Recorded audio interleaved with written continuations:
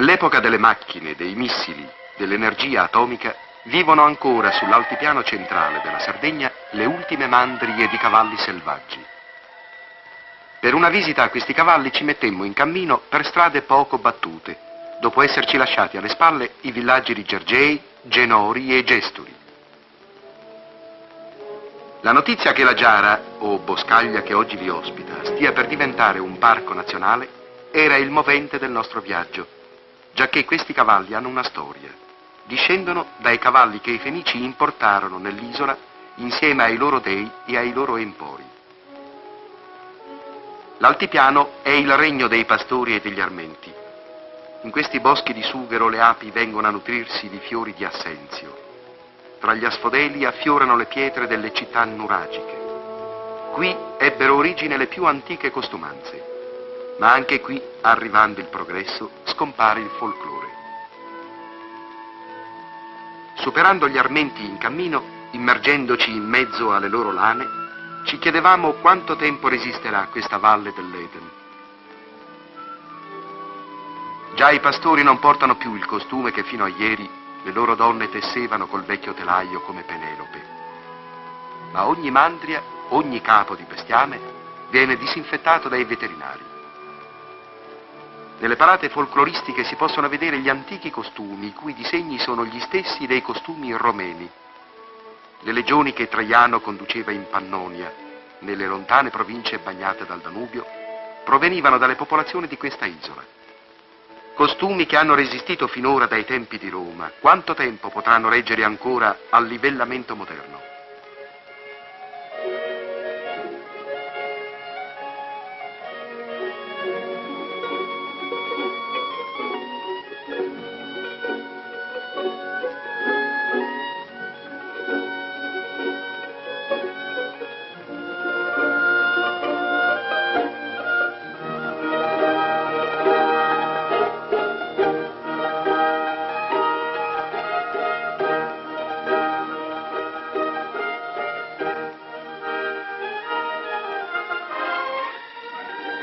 Ci fermammo ad assistere alla tosatura di un gregge. I pastori maneggiano le forbici come rasoi elettrici. Sono attenti, meticolosi. Sanno spogliare una capra o un montone d'ogni ciuffo di lana. I pastori ci chiesero perché andavamo a visitare le mandrie dei cavalli. Dissero che quando uno di loro rimane senza cavalcatura, va a scegliersi il cavallo che più gli sembra capace di diventare il compagno delle sue marce. Ma noi? Spiegammo che questi cavalli ci interessavano perché 1000 anni prima di Cristo i Fenici avevano introdotto i cavalli in Sardegna e molto probabilmente discendevano da quelli. Che si faccia o non si faccia un parco per proteggerli, volevamo fotografarli prima che se ne estinguesse la razza. Promisero di accompagnarci e se fossero riusciti a prendere al laccio 1 o 2 puledri, dissero che ce ne avrebbero fatto dono, dato che sono senza padrone, non registrati al catasto. Alle volte arrivano mercanti clandestini che riescono a catturare intere mandrie.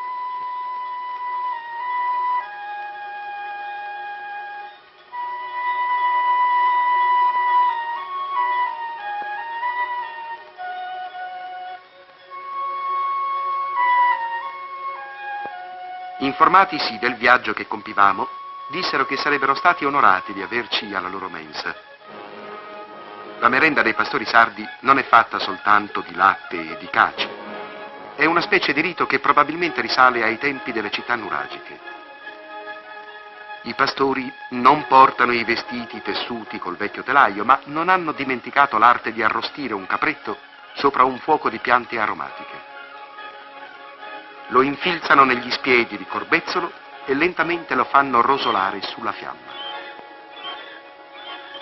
Si legge nelle memorie che Garibaldi nei bivacchi durante la spedizione dei 1000 insegnò tale usanza ai compagni.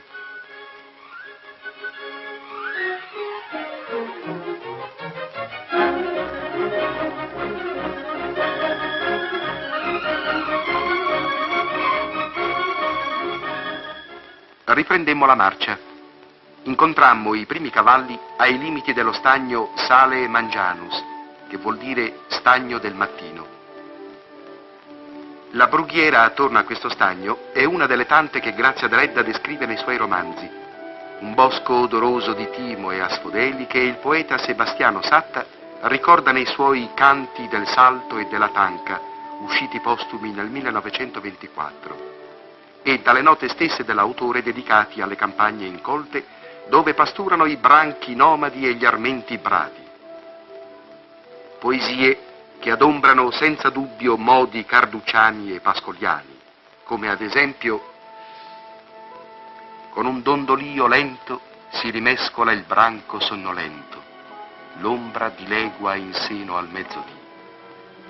Oppure: squillò un vario nitrito di cavalli, un ambiar gaio, un fremito sonoro. E tuttavia ci danno dei paesaggi della Sardegna un'immagine di rara forza e bellezza. I cavalli alzarono il capo dall'erba per vedere chi fossero gli intrusi che penetravano nel loro regno. Di tanto in tanto da queste parti arrivano cacciatori, cercatori di petrolio, ingegneri. Questa volta, con la macchina da presa, c'eravamo noi in cerca di un cavallino da ricordare in un francobollo commemorativo.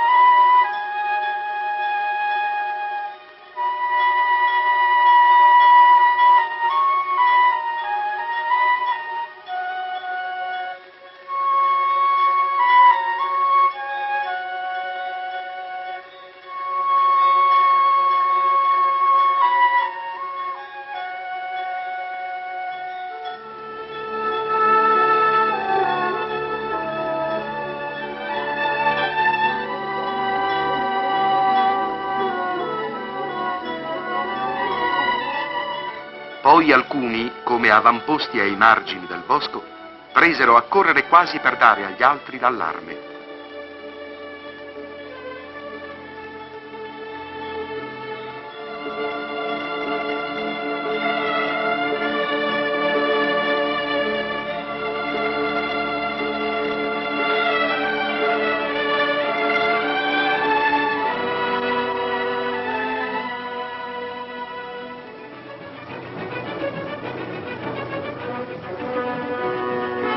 Correvano coi musi a terra, seguiti dai loro piccoli. D'improvviso tutto il bosco risuonò. Squillò un vario nitrito di cavalli, un ambiar gaio, un fremito sonoro.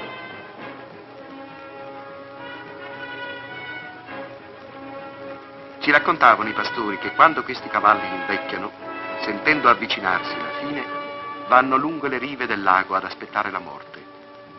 E ci sono pastori che, costeggiando le rive del lago, si scoprono come se passassero davanti a un cimitero.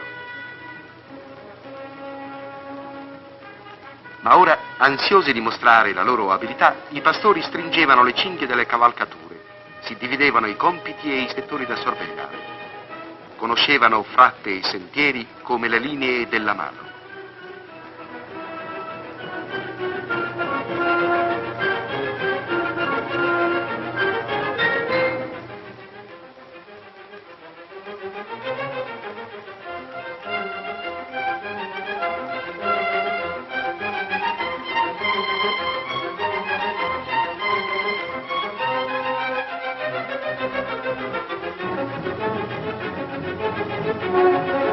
Sebbene procedessimo con cautela, l'allarme si era diffuso.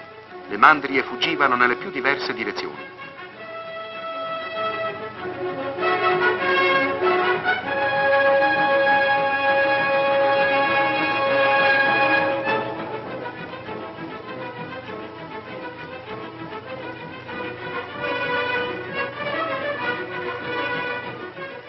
Ma la boscaglia è ampia. Non tutti i cavalli si erano accorti della nostra presenza. Alcuni continuavano tranquillamente a pascolare.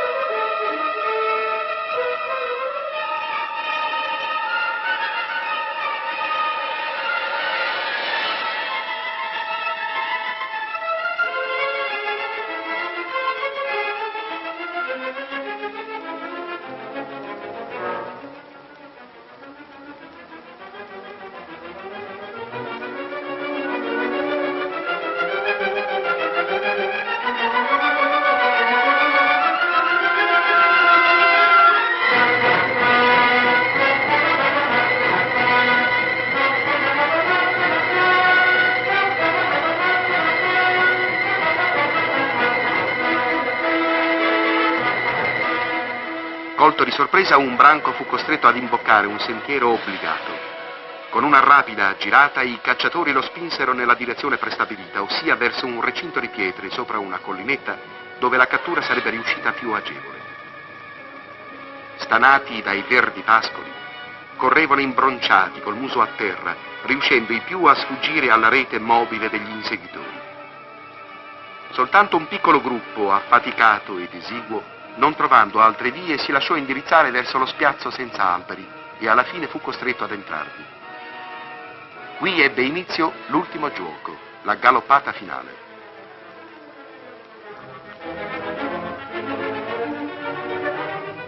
Dopo averli storditi e stancati, i pastori si preparavano a lanciare il laccio.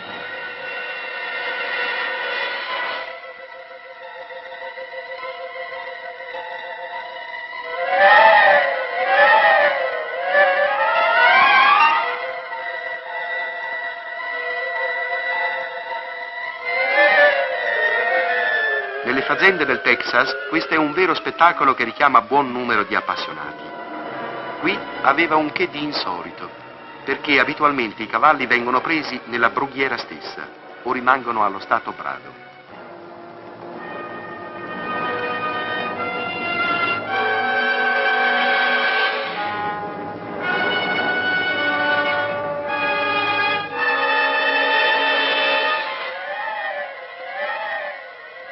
Alcuni puledri furono le prime prede. Anche se ostinati e ribelli, sono poi i più facili da domare, quelli che dimenticheranno presto le libere corse nella brughiera. Afferrati e legati, vennero costretti ad arrendersi.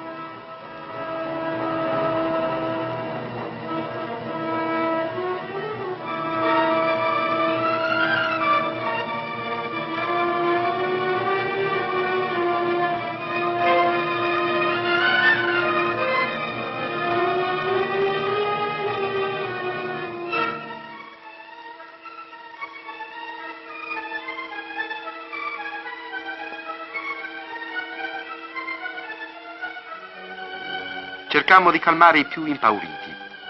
Quegli occhi non avevano mai visto un uomo da vicino. E noi finalmente accarezzavamo il muso di un cavalluccio selvaggio, i cui antenati figurano nelle monete dei musei.